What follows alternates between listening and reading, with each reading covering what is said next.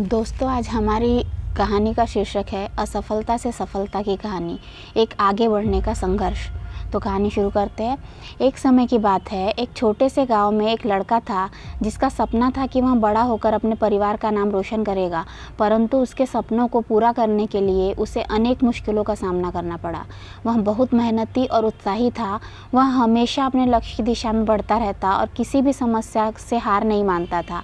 लेकिन जीवन के सफ़र में असफलता के कई मोड़ आते रहे। एक दिन जब उसकी व्यापारिक प्रोजेक्ट में असफलता हुई तो उसका उत्साह टूट गया। वह हार मानने की सोचने लगा, परंतु फिर भी उसने हार नहीं मानी और अपने सपनों की प्राप्ति के लिए पुनः प्रयास किया। धीरे धीरे वह अपनी गलतियों से सीखता गया और अपने काम को बेहतर बनाने के लिए प्रयासरत रहा। उसने निरंतर अपने लक्ष्य की दिशा में बढ़ते रहने का संकल्प लिया।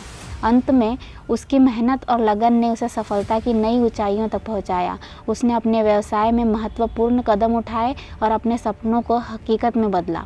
इस कहानी से हमें यह सीख मिलती है कि जीवन में असफलता सिर्फ एक माध्यम होती है, न कि अंत।